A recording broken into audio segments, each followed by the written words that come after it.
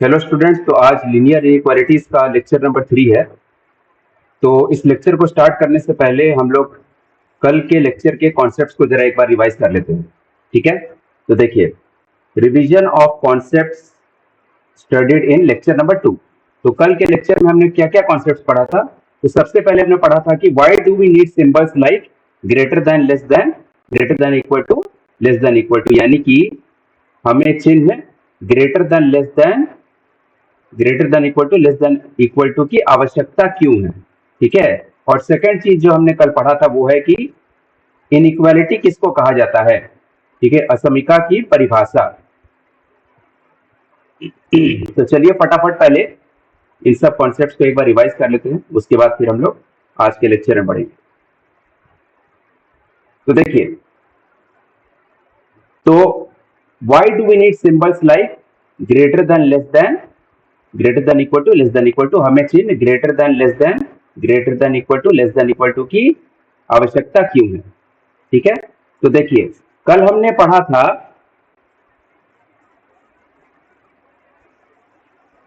कि greater than, less then की जरूरत कहां पे पड़ती है। तो इसके लिए आपको 3 क्राइटेरिया पूरा करना पड़ता है। सबसे पहले आपको चाहिए दो अनइक्वल क्वांटिटीज, दो अनइक्वल क्वांटिटीज। तो सबसे पहला चीज क्या होना चाहिए कि आपके पास दो अनइक्वल क्वांटिटीज होने चाहिए, टू अनइक्वल क्वांटिटीज। सेकेंड चीज, दोनों के बीच में कंपैरिजन संभव होना चाहिए। और तीसरा चीज कि दो अनइक्वल क्वांटिटीज को कंपेयर करके हमें एक रिलेशनशिप को एस्टैब्लिश करना है।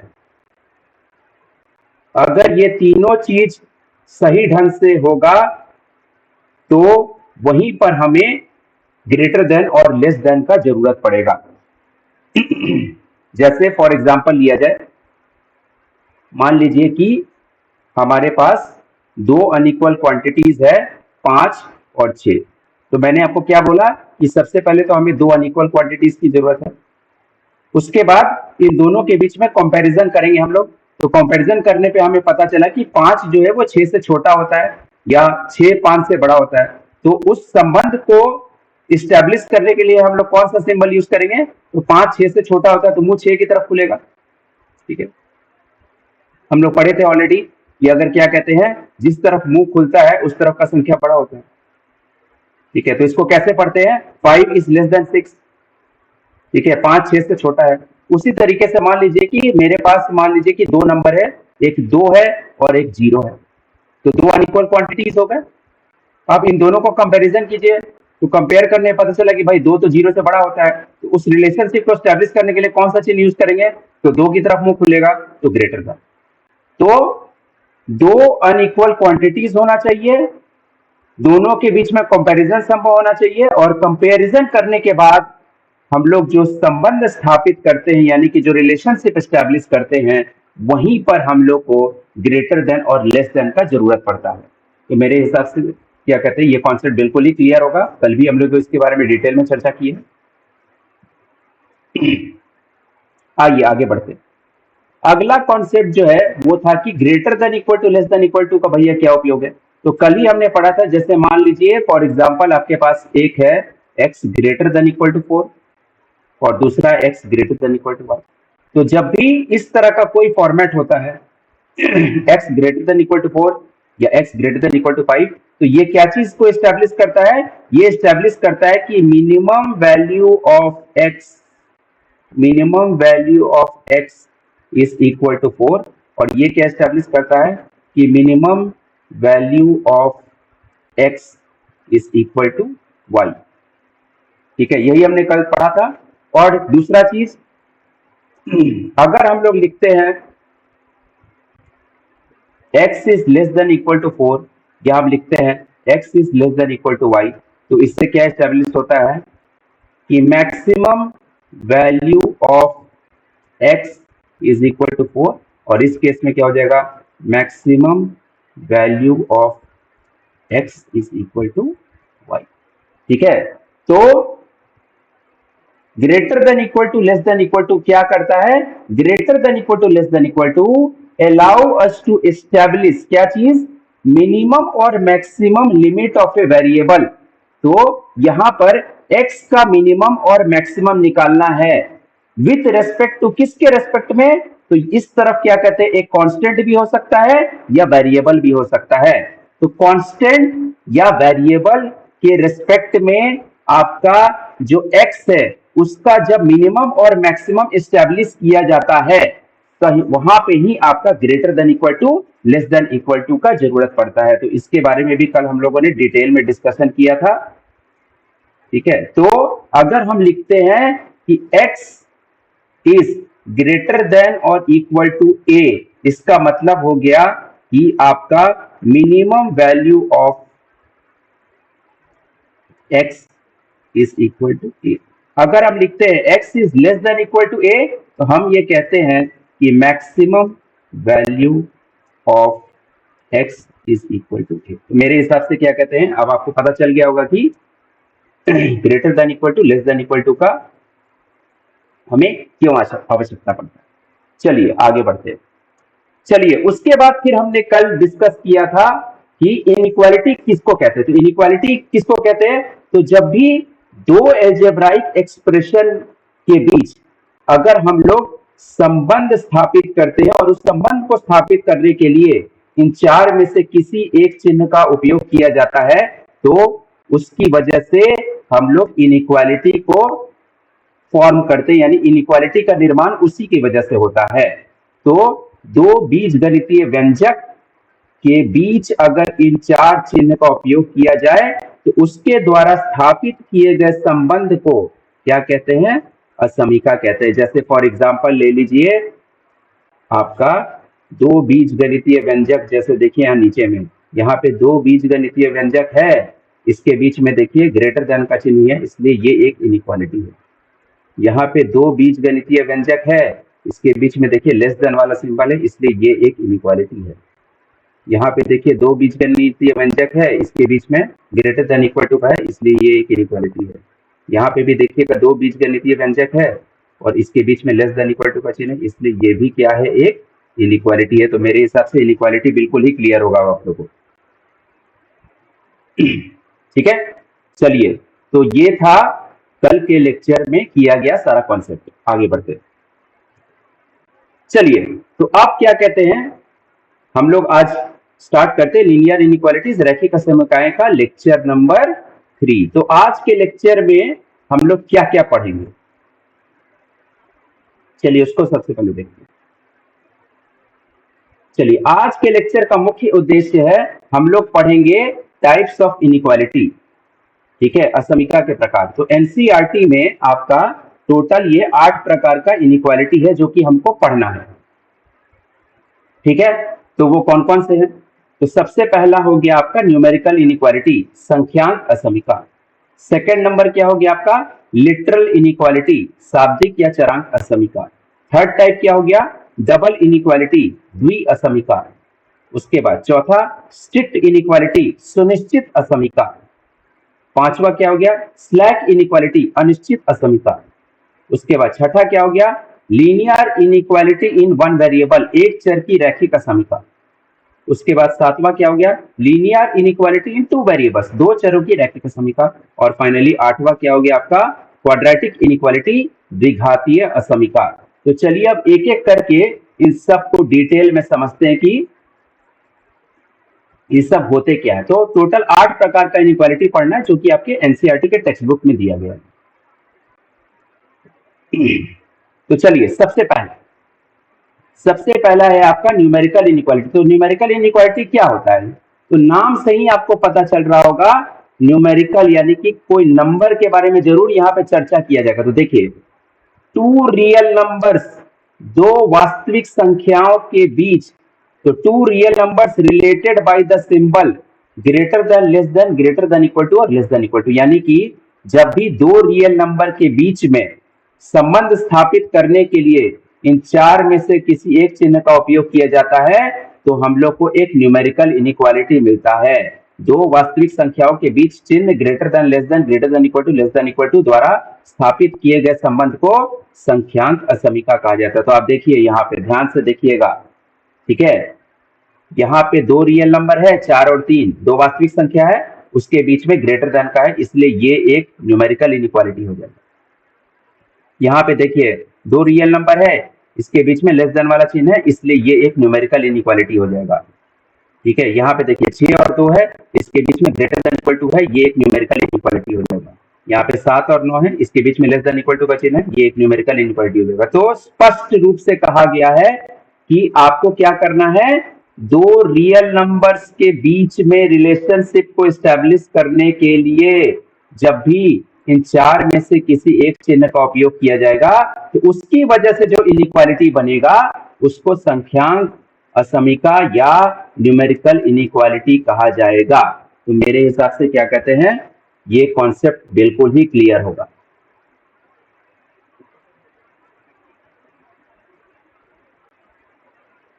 चलो, तो पहला टाइप तो बिल्कुल क्लियर हो गया भैया। अब सेकंड टाइप, सेकंड टाइप देखिए क्या होता है। तो सेकंड टाइप होता है आपका लिटरल इनइक्वालिटी, शाब्दिक या चरांक असमीका। ठीक है, तो क्या बोलता है भाई ये, तो इसका डेफिनेशन पढ़ा जाए, inequality containing at least one variable, मतलब कि ऐसा इनइक्वालिटी जिसमें कम से कम एक, कम से कम एक मतलब क्या होता है, कम से कम एक का मतलब होता है कि एक कम से कम तो होना ही चाहिए, एक से ज्यादा भी हो सकते हैं, एटलीस्ट वन। एटलीस्ट वन का मतलब होता है कम से कम एक तो होना ही चाहिए, मतलब एक या एक से ज्यादा हो सकते हैं। तो इसका मतलब क्या होता है, एक या एक से ज्यादा क्या चीज, तो किसी इनइक्वालिटी में अगर एक या एक से ज्यादा वेरिएबल होगा तो उसको हम लोग लिटरल इनइक्वालिटी कहेंगे। तो देखिए असमीका जिनमें कम से कम एक चर हो, यानी कम से कम एक वेरिएबल हो, उसको शाब्दिक या चरांक असमीका कहलाता है वो। तो जैसे एग्जांपल लिया जाए,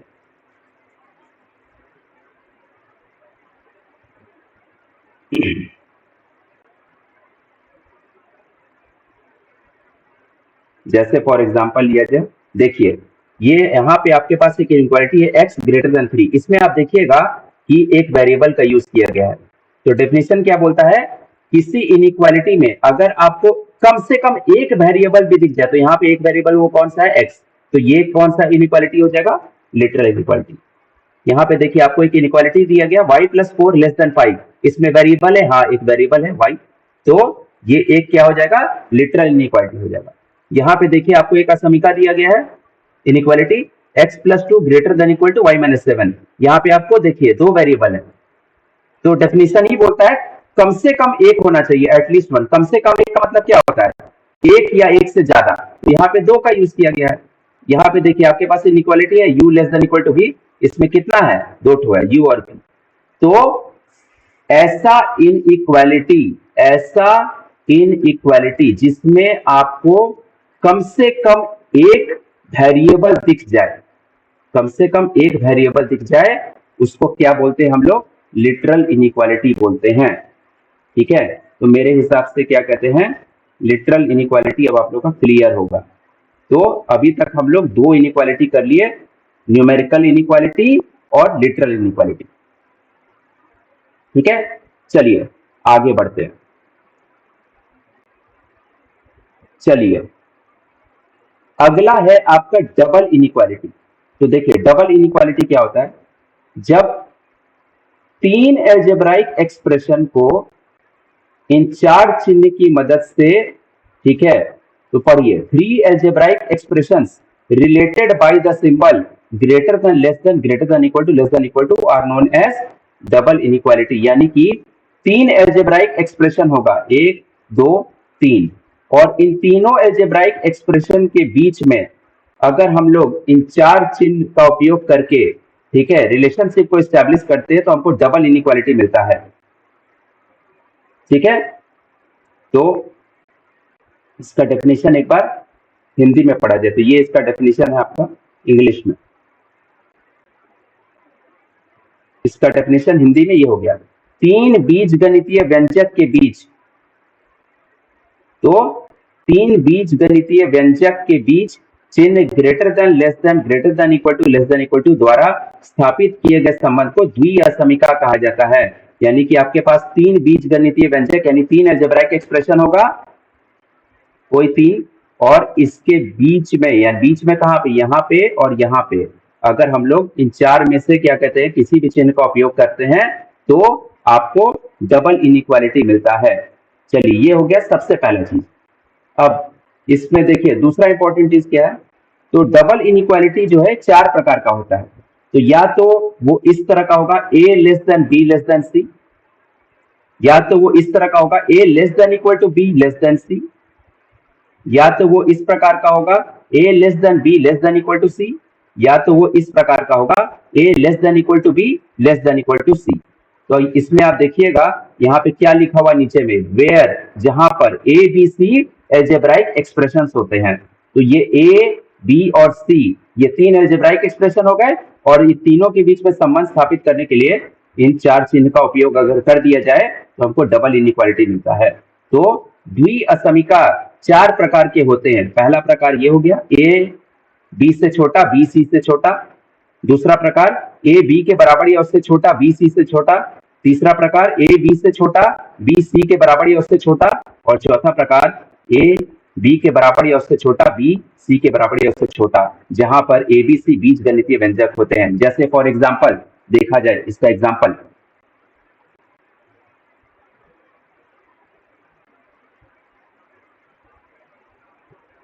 जैसे देखिए ये 2 3 से छोटा 3 5 से छोटा, ये कौन सा टाइप हो गया, ये वाला टाइप। यहाँ पे देखिए 5 less than equal to 3x minus 4 less than 6, ठीक है, देख रहे हैं, ये इस टाइप का हो गया। 1 less than x less than equal to 3, ये देखिए इस टाइप का हो गया, ठीक है, and -3 less than equal to y less than equal to 7, ठीक है, ये इस तरह का हो गया। तो जब भी तीन बीजगणितीय व्यंजक के बीच संबंध स्थापित करने के लिए इन चार में से किसी एक चिन्ह का उपयोग किया जाए तो हमको क्या मिलता है, डबल इनइक्वालिटी मिलता है। तो मेरे हिसाब से डबल इनइक्वालिटी बिल्कुल ही क्लियर होगा। तो डबल इनइक्वालिटी का फॉर्मेट या तो ये होगा, या तो ये हो सकता है, या तो ये होगा, या तो इस प्रकार भी लिख सकते हैं।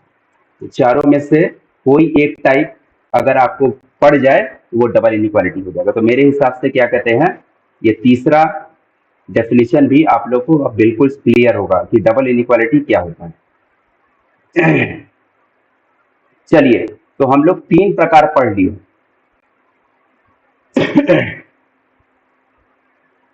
चलिए चौथे प्रकार की तरफ बढ़ते हैं।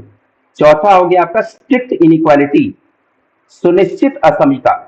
तो देखिए इसका डेफिनेशन क्या होता है, जब भी दो एल्जेब्राइक एक्सप्रेशंस, तो two algebraic expressions related by the symbol greater than और लेस देन, यानी कि यही दो का यूज करना है, ठीक है। तो जब भी दो एल्जेब्राइक एक्सप्रेशन के बीच संबंध स्थापित करने के लिए केवल इन्हीं दो चिन्ह का उपयोग किया जाए तो यहाँ पे जो इनइक्वालिटी बनेगा वो स्ट्रिक्ट इनइक्वालिटी होगा।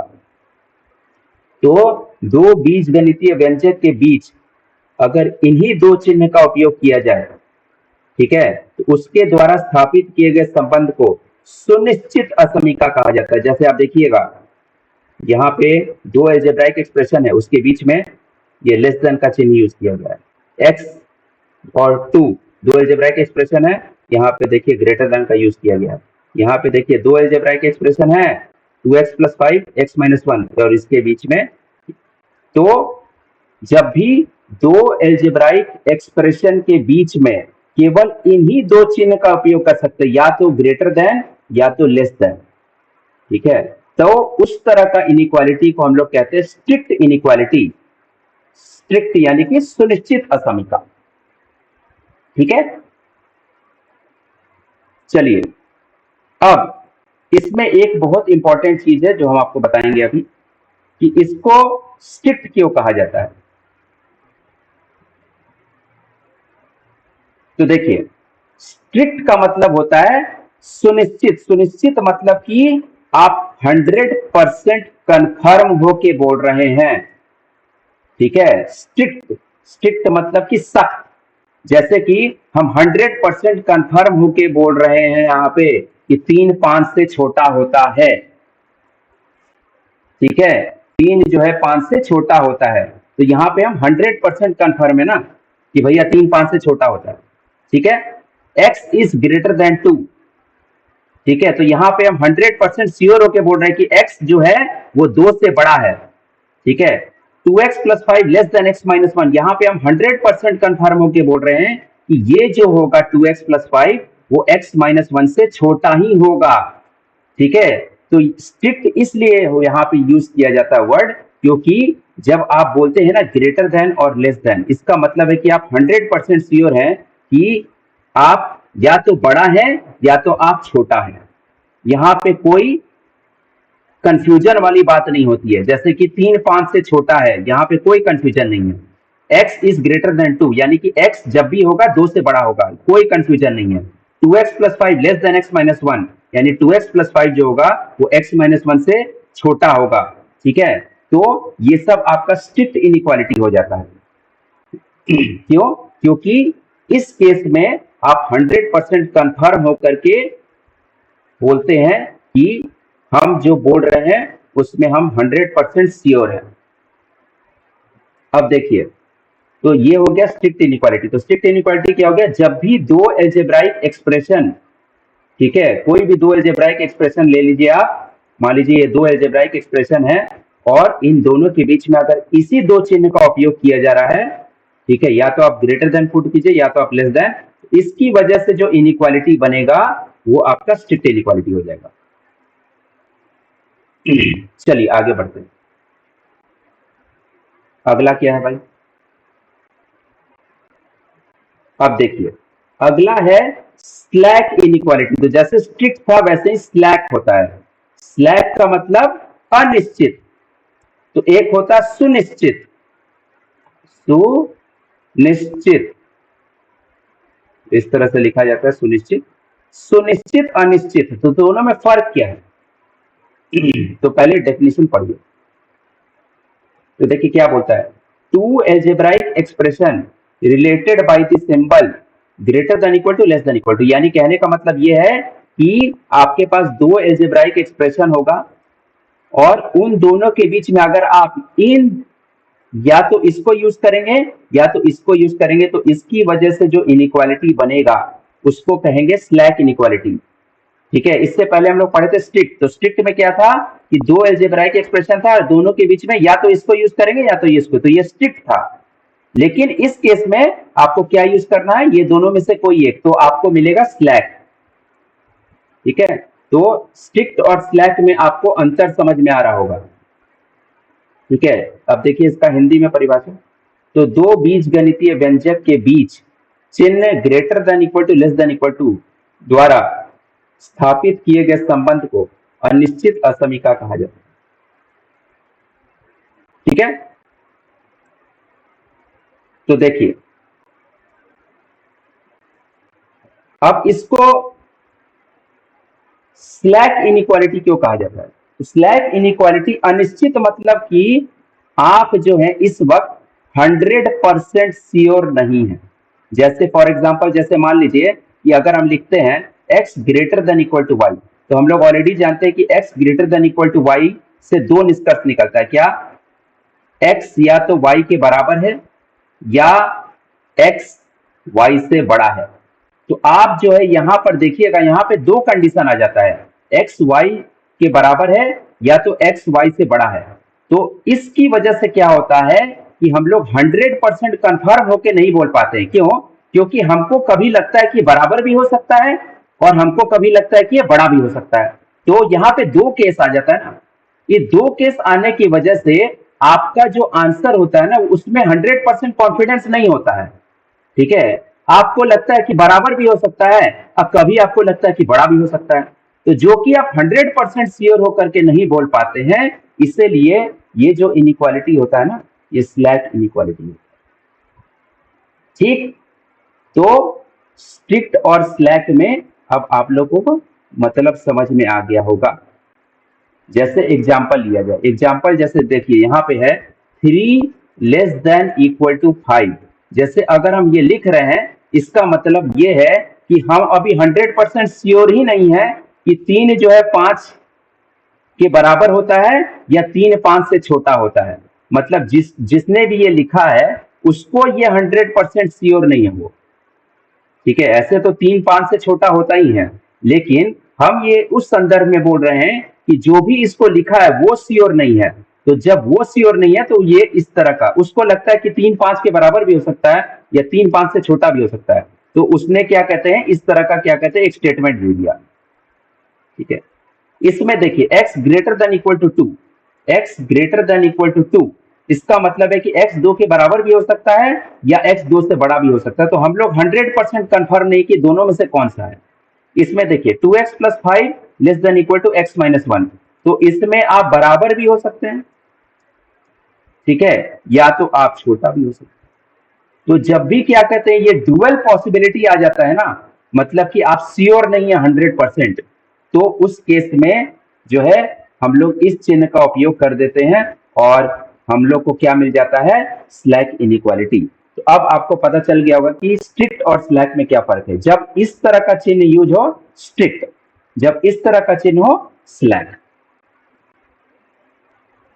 चलिए, तो मेरे हिसाब से स्ट्रिक्ट और स्लैक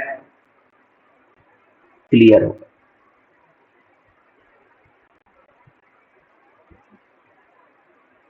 चलिए आगे बढ़ते हैं।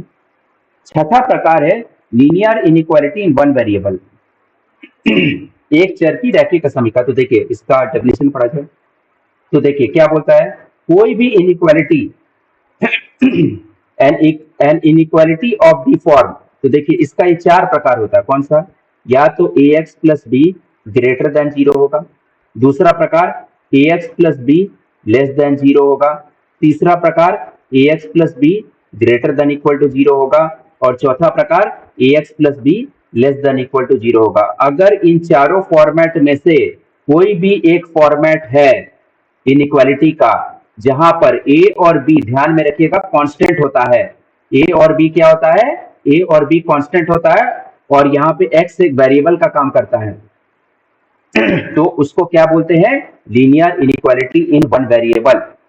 ठीक है, तो हमेशा ध्यान में रखिएगा इन चारों में से अगर कोई एक फॉर्मेट है ax plus B less than equal to 0, ax plus B greater than equal to 0, ax plus B less than 0, ax plus B greater than 0, इन चारों में से अगर कोई एक फॉर्मेट में दिया हुआ है इनइक्वालिटी तो वो linear inequality in one variable होगा। चलिए इसका परिभाषा हिंदी में देखा जाए, असमीका जिसका प्रारूप ax plus B greater than 0, ax plus B less than 0, ax plus B greater than equal to 0 या ax plus B less than equal to 0। तो इन चारों में से अगर कोई फॉर्मेट हो जहां पर a और b कांस्टेंट होते हैं, अचर होते हैं, ठीक है, जैसे फॉर एग्जांपल देखिए, एग्जांपल देखा जाए उससे थोड़ा सा और क्लियर होगा हम लोग को।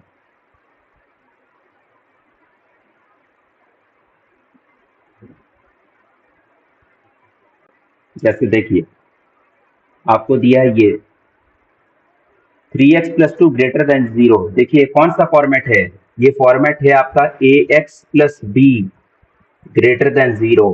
यहाँ पे अगर आप कंपैरिजन कीजिएगा तो देखिए a कितना आएगा, a आएगा आपका 3, ठीक है, x के आगे a है, x के आगे 3 है, अब प्लस b प्लस 2 है, तो b कितना आएगा 2।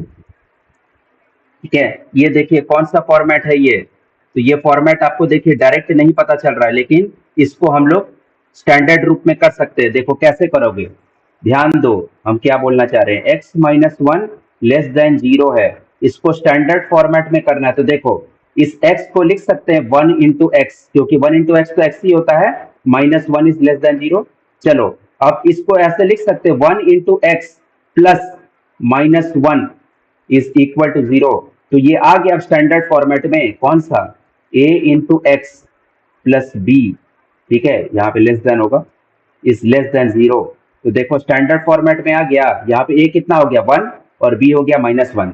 तो कहने का मतलब ये है कि जब भी आपको दिया रहेगा ना, तो आप हमेशा ये मत एक्सपेक्ट कीजिए कि एकदम हूबहू ऐसे ही दिया रहेगा, थोड़ा सा अपना दिमाग भी लगाना है।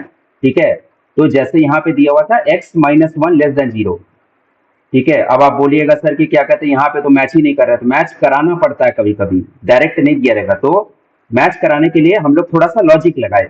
इस x को क्या कर दिया हम लोग, 1 इंटू एक्स, ठीक है, 1 इंटू एक्स एक्स होता है, और ये -1 को हम लोग इस तरह से लिख दिया +-1।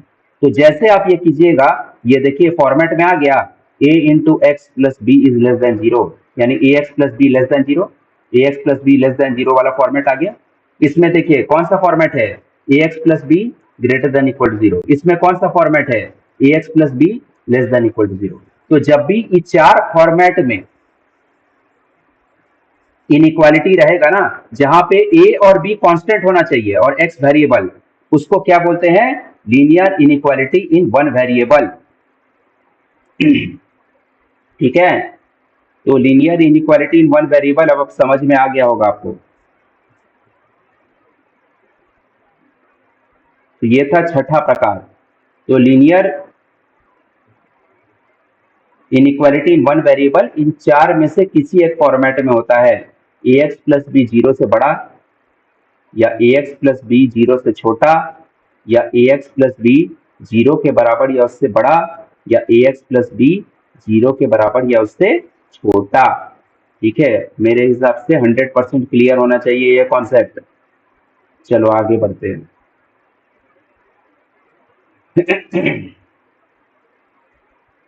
चलो, अब जैसे वन वेरिएबल होता है वैसे ही linear inequality in two variables होता है। तो इसका डेफिनेशन पढ़ो, दो चरों की रैखिक समीकरण। कोई भी इनइक्वालिटी जिसका फॉर्म हो इन चारों में से कोई एक, कौन सा, A x plus B greater than C, या ए x plus B less than C, या ए x plus B Y greater than equal to C, या ए x plus B Y less than equal to सी, जहां पर ए बी सी कॉन्स्टेंट होगा। ठीक है, तो कौन कौन सा फॉर्मेट होगा, a x plus B Y greater than c, a x plus B Y less than c, a x plus B Y greater than equal to c, a x plus B Y less than equal to सी, जहां पर ए b और c constant होगा और x और Y दो variable हो जाएगा। इसीलिए इसको कहा जाता है लीनियर इनइक्वालिटी टू वेरिएबल। तो दो वेरिएबल कौन कौन सा होता है, एक्स और वाई। ठीक है, एबीसी कांस्टेंट होगा। ये चारों फॉर्मेट में से अगर कोई एक फॉर्मेट हो गया तो तुमको मिलेगा linear inequality in two variable, दो चर की रैखिक किस्म का। जैसे इसको देखो, ये कौन सा फॉर्मेट है गुरु, a x plus B Y greater than c. ठीक है, यहाँ पे देखो ए है 3, बी है तुम्हारा 2, और सी तुम्हारा कितना है 1। ठीक है, इसमें देखो ये डायरेक्ट फॉर्मेट में नहीं दिया हुआ है, तो इसको पिछले बार की तरह लॉजिक लगाओ। इस x को क्या लिख सकते हो, 1 इंटू एक्स। चलो, इस -y को लिख सकते हो +-y, इस तरह से। ठीक है, लेस देन 2। चलो थोड़ा सा और काम करना बाकी है इसमें। क्या हम लोग इस तरह से लिख सकते हैं, 1 इंटू एक्स प्लस इस -y को लिख सकते हैं -1 इंटू वाई। ठीक है, लेस देन सी। तो देखो कौन सा फॉर्मेट हो गया, a x plus B y is less than c, a x plus B y is less than c. यहाँ पे ए हो गया 1, बी हो गया -1। ठीक है, और सी तुम्हारा कितना हो गया, सी तुम्हारा यहाँ पे हो गया 2, यहाँ पे 2 है, सी नहीं है। ठीक है, तो मैं क्या बोल रहा हूं कि हमेशा डायरेक्ट फॉर्मेट में हो सकता है नहीं दिया हो। जैसे पिछले वाले छठा नंबर जो हमने किया था linear inequality in one variable, उसमें भी हमने एक केस ऐसा देखा था जिसमें आपको डायरेक्ट नहीं मिलेगा। तो थोड़ा सा लॉजिक लगाएंगे अगर डायरेक्ट नहीं मिलेगा तो। चलो और एग्जांपल सब देखा जाए जरा।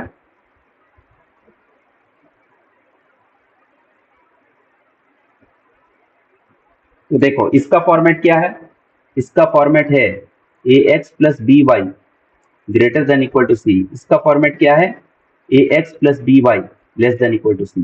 तो जब भी क्या कहते हैं आपके पास ये चार फॉर्मेट में से कोई भी एक फॉर्मेट में इनइक्वालिटी होगा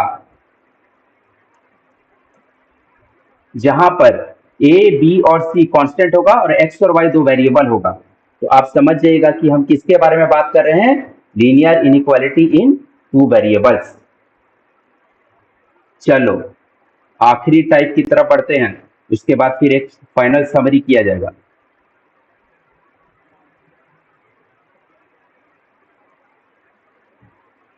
चलिए, आखिरी टाइप है आपका क्वाड्रेटिक इनइक्वालिटी। तो क्वाड्रेटिक इनइक्वालिटी क्या होता है, डेफिनेशन पढ़ो। क्वाड्रेटिक इक्वेशन हम लोग 10वीं क्लास में पढ़े हैं। क्या होता था क्वाड्रेटिक इक्वेशन? क्वाड्रेटिक इक्वेशन होता था तुम्हारा a x square plus b x plus c equal to 0। यही पढ़ते थे ना हम लोग, जहां पर ए बी सी कॉन्स्टेंट होता था। ठीक है, तो देखते हैं, इस बार तो इक्वेशन हम लोग नहीं ना पढ़ रहे हैं, इस बार तो हम लोग इनइक्वालिटी पढ़ रहे हैं। तो देखो इसका डेफिनेशन लगभग उसी से मिलता जुलता होगा। तो कोई भी इनइक्वालिटी है, इनइक्वालिटी ऑफ द फॉर्म या तो a x square plus b x plus c 0 से बड़ा हो, या ए x square plus b x plus c 0 से छोटा हो, या ए x square plus b x plus c 0 के बराबर या उससे बड़ा हो, या ए x square plus b x plus c 0 के बराबर या उससे छोटा हो, जहां पर ए 0 नहीं होना चाहिए। ठीक है, और एबीसी क्या होगा, कांस्टेंट होगा। ये सब क्वाड्रेटिक इनइक्वालिटी हो जाएगा। ठीक है, चलो, तो असमीका जिसका प्रारूप a x square plus b x plus c greater than 0, या ए x square plus b x plus c less than 0, या ए x square plus b x plus c greater than equal to 0, या ए x square plus b x plus c less than equal to 0। चारों में से अगर कोई एक format होगा जहां पर ए 0 नहीं होना चाहिए और ए बी सी कॉन्स्टेंट होगा, तो ये एक क्वाड्रेटिक क्या होगा, इनइक्वालिटी होगा।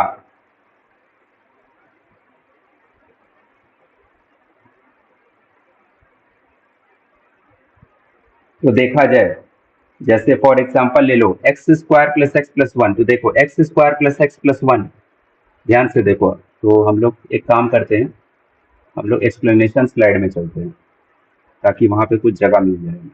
हाँ देखो, x square plus x plus one, ठीक है, यही था ना हमारे पास।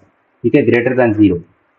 तो देखो क्या ये क्वाड्रेटिक इनइक्वालिटी? हाँ बिल्कुल है। देखो इस एक्स स्क्वायर को लिख सकते हो 1 इंटू एक्स स्क्वायर, इस एक्स को लिख सकते हो 1 into x plus 1 greater than 0। तो ये हो गया आपका a x square plus b x plus c greater than 0।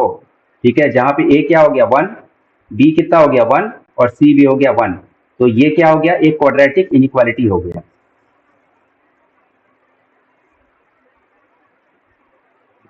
ठीक है,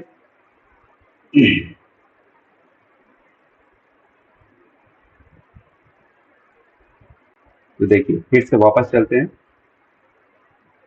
हाँ, तो इसी प्रकार से तुम्हारा देखो ये एक क्वाड्रेटिक इनइक्वालिटी है क्या, 2x square minus x plus three less than 0। तो देखो 2x square minus x plus three less than 0। ठीक है, 2x square minus x plus three less than 0। तो इसको अब देखा जाए, 2x square minus x plus three, तो फिर से एक्सप्लेनेशन स्लाइड में आइए। तो हमारे पास क्या था, 2x square minus x plus three less than 0। अब क्या ये क्वाड्रेटिक है? तो देखो इसको इस तरह से लिख सकते हो, 2 into x square, minus x को इस तरह से लिख दो प्लस माइनस एक्स, ठीक है, प्लस थ्री लेस देन 0। अब देखो इसको क्या लिख सकते हैं, 2 इंटू एक्स स्क्वायर प्लस इस माइनस एक्स को लिख सकते हो minus 1 into x plus three less than 0। ठीक है, तो ये हो गया तुम्हारा क्या, a x square plus b x plus c less than 0, जहां पर ए कितना हो गया 2, बी हो गया -1 और सी हो गया 3। तो यहां पर भी हम वही लॉजिक लगाए जो हम लोग पिछले दो केस में लगाए थे कि डायरेक्ट आपको नहीं हो सकता है दिया हो, आपको अपना दिमाग लगा करके हो सकता है स्टैंडर्ड फॉर्मेट में लाना पड़े। ठीक है, तो उसी प्रकार से आपका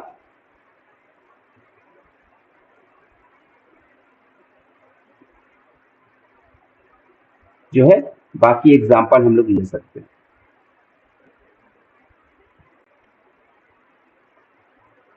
फिर से वापस चलते हैं स्लाइड में। हाँ, तो उसी तरीके से आपका ये भी हो जाएगा, x square minus x plus two greater than equal to 0, ये क्वाड्रेटिक हो गया, और 3x square plus 2x plus 1 less than equal to 0, ये क्वाड्रेटिक हो गया। तो क्वाड्रेटिक का सिंपल सा है क्या, या तो इस फॉर्मेट में होगा, या तो इस फॉर्मेट में होगा, या तो इस फॉर्मेट में होगा, या तो इस फॉर्मेट में। तो मेरे हिसाब से क्वाड्रेटिक इनइक्वालिटी क्लियर होना चाहिए। चलो अब फटाफट क्या कहते हैं, एक बार सबको देख लेते हैं। ठीक है, और उसके बाद फिर आज का लेक्चर समाप्त किया जाए। तो आज हम लोग क्या क्या पढ़े, आज हम लोग पढ़े टाइप्स ऑफ इनइक्वालिटी।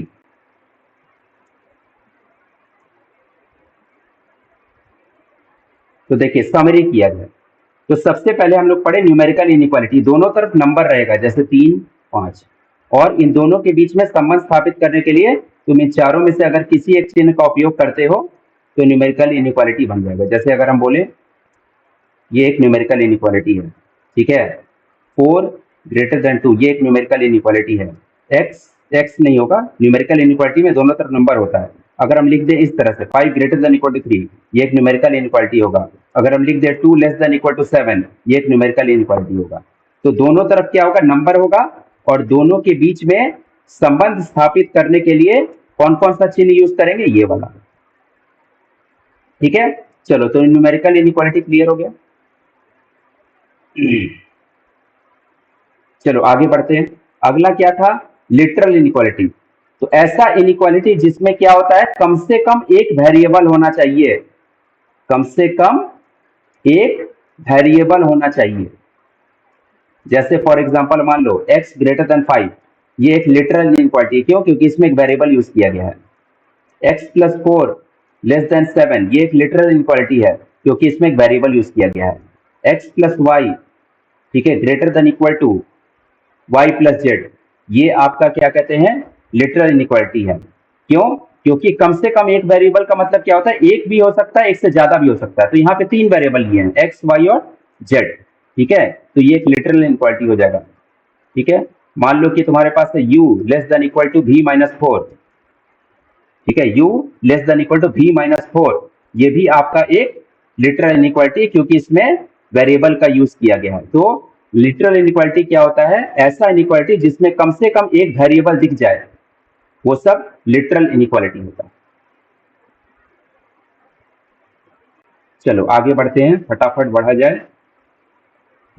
फिर हम लोग पढ़े थे डबल इनइक्वालिटी। तो डबल इनइक्वालिटी हम लोग ऑलरेडी जानते हैं, ये 4 फॉर्मेट होता है, a is less than b is less than c, या a is less than equal to b less than c, या a is less than b less than equal to c, या a is less than equal to b less than equal to c, जहां पर a b c क्या होता है, a b c आपका algebraic expression होता है, ठीक है। तो इस 3 फॉर्मेट में, 4 फॉर्मेट में से किसी एक फॉर्मेट में अगर होगा जहां पे एबीसी एल्जेब्राइक, जैसे एग्जांपल ले लो 2 3, 2 3 से छोटा, 3 5 से छोटा, x y z, ये भी आपका क्या हो जाएगा, ठीक है, ये डबल इनइक्वालिटी हो जाएगा। जैसे for example x plus 2 less than equal to 3 less than z, ये भी आपका क्या हो जाएगा, एक डबल इनइक्वालिटी हो जाएगा, ठीक है। और आप क्या लिख सकते हैं, आप लिख दीजिए क्या कहते हैं आपका u less than equal to v less than equal to w, ये भी आपका एक डबल इनइक्वालिटी हो जाएगा, ठीक है। तो डबल इनइक्वालिटी इन 4 में से कोई एक फॉर्मेट होगा, a less than b less than c, a less than equal to b less than c, a less than b less than equal to c, या a less than equal to b less than equal to c, ठीक है, जहां पर ABC क्या होता है, algebraic expression होता है। चलिए, तो डबल इनइक्वालिटी क्लियर होगा।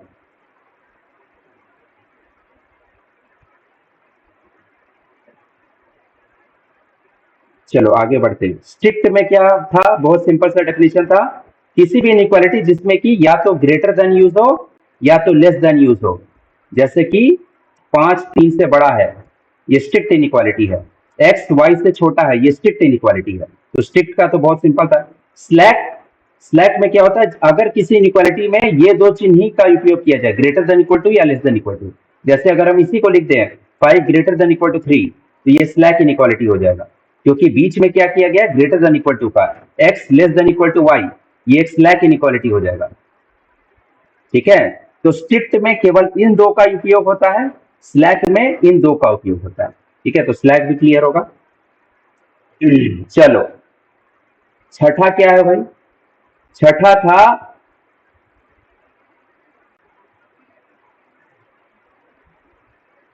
Linear inequality in one variable.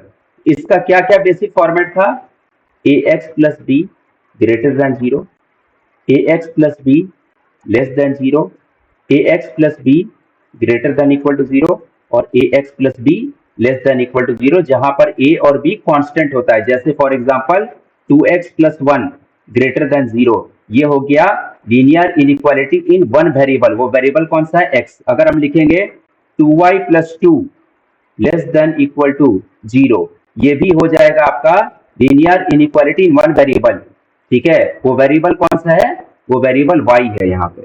ठीक है, तो ax plus B greater than 0, ax plus B less than 0, ax plus B greater than equal to 0 या ax plus B less than equal to 0, a और b constant होना चाहिए और x कोई variable होना चाहिए।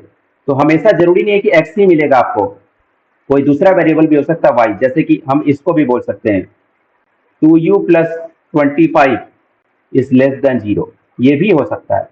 मतलब कहने का मतलब ये कि ये जो वेरिएबल है, जरूरी नहीं कि हमेशा x ही मिलेगा आपको जीवन में, कोई भी वेरिएबल हो सकता है, x भी हो सकता है, y भी हो सकता है, z भी हो सकता है, u भी हो सकता है, v भी हो सकता है, w भी हो सकता है।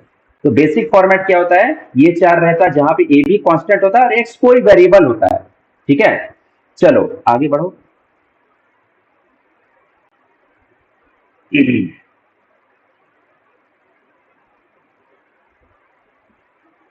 अगला क्या किए थे हम लोग? Linear inequality in two variables. क्या क्या फॉर्मेट था? A x plus B Y greater than c, a x plus B Y less than c, a x plus B Y greater than equal to c, a x plus B Y less than equal to c.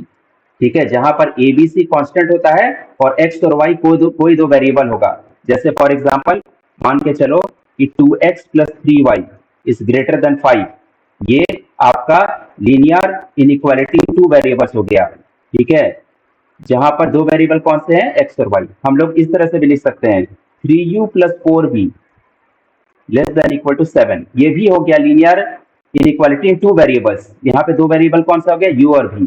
तो कहने का मतलब ये है कि इस definition से ये मत समझिएगा कि हमेशा वेरिएबल x और y ही मिलेगा, वेरिएबल कुछ भी हो सकता है। ठीक है, u भी हो सकता है वेरिएबल। ठीक है, z भी हो सकता है वेरिएबल। जैसे कि अगर हम लिख दें इस तरह से 3u plus 7z is less then 8, तो वेरिएबल क्या कहते हैं? x और y हमेशा आपको जरूरी नहीं मिले। वेरिएबल क्या कहते हैं? u भी हो सकता है, w भी हो सकता है। ठीक है, बेसिक फॉर्मेट हमेशा समझने का कोशिश करो। a b और c कांस्टेंट होगा, तो यहाँ पे देखो 3 कांस्टेंट है, 7 कांस्टेंट है, 8 कांस्टेंट है, और x और y ये कोई दो वेरिएबल होगा। तो यहाँ पे u और z वेरिएबल है इस केस में। चलो आगे बढ़ो। आखिरी टाइप क्या था? Quadratic inequality. तो क्वाड्रेटिक इनइक्वालिटी का बेसिक फॉर्मेट क्या था? क्वाड्रेटिक इनइक्वालिटी का बेसिक फॉर्मेट था a x square plus b x plus c greater than 0, A x square plus b x plus c less than 0, A x square plus b x plus c greater than equal to 0, और a x square plus b x plus c less than equal to 0। अगर ये चार format में से किसी एक format में होगा जहां पर क्या होता है? ए बी सी कॉन्स्टेंट होता है और x कोई वेरिएबल होगा। ठीक है, जैसे कि for example 2x square plus x plus 1 greater than 0, ये एक क्वाड्रेटिक इनइक्वालिटी होगा। अगर हम लिख दें 2y square plus y plus 1 less than 0, ये भी होगा। क्यों? क्योंकि ये भी इस डेफिनेशन को सेटिस्फाई कर रहा है। क्या? एबीसी कांस्टेंट होना चाहिए। तो भैया एबीसी कांस्टेंट है, यहाँ पे 2 कांस्टेंट है, y का मतलब क्या होता है? 1 इंटू वाई। इसको इस तरह से लिख सकते हो ना, 2 into y square plus 1 into y plus 1 is less than 0। A b और सी कांस्टेंट है और x कोई एक वेरिएबल होगा। तो हम आपको क्या बताए? x कोई भी वेरिएबल हो सकता है, तो जरूरी नहीं कि हमेशा x ही लिखा रहे। यहाँ पे कौन सा वेरिएबल है? वो y वो वेरिएबल है। ठीक है, तो क्वाड्रेटिक इनइक्वालिटी ये चार फॉर्मेट में होता है। तो इस वीडियो को थोड़ा सा आपको ध्यान से देखना पड़ेगा, क्योंकि इसमें क्या कहते हैं, बहुत सारी चीजों के बारे में डिस्कशन किया गया है। ठीक है, सबका अपना अपना एक बेसिक फॉर्मेट होता है, उस फॉर्मेट को क्या कहते हैं समझना है, सारे डेफिनेशंस को ध्यान से पढ़ना, और उसके बाद फिर एक बार डेफिनेशन को समझ जाओगे तो तुमको ये आठों प्रकार समझ में आ जाएगा। ठीक है, तो आज के इस पर्टिकुलर लेक्चर में हमने जो भी एनसीईआरटी में जो टाइप्स ऑफ इनइक्वालिटी दिया गया है उन सब के बारे में चर्चा की। चलिए फिर तो आज का लेक्चर यहीं पे समाप्त किया जाए। ठीक है, तो हमेशा की तरह आप लोगों का जो भी डाउट होगा वो या तो आप कमेंट बॉक्स में क्या कहते हैं अपना डाउट डाल सकते हैं, या तो मेरा व्हाट्सएप नंबर लिख लीजिए 9631144170। तो आप अपना क्या कहते हैं क्वेरी यहाँ पर भी मेरे को व्हाट्सएप कर सकते हैं। तो अगला लेक्चर जब भी स्टार्ट होगा, यानी कि लेक्चर नंबर 4, तो उसमें सबसे पहले आपके इन डाउट्स को क्या कहते हैं सॉल्व किया जाएगा, और उसके बाद फिर हम लोग लेक्चर की तरफ बढ़ेंगे।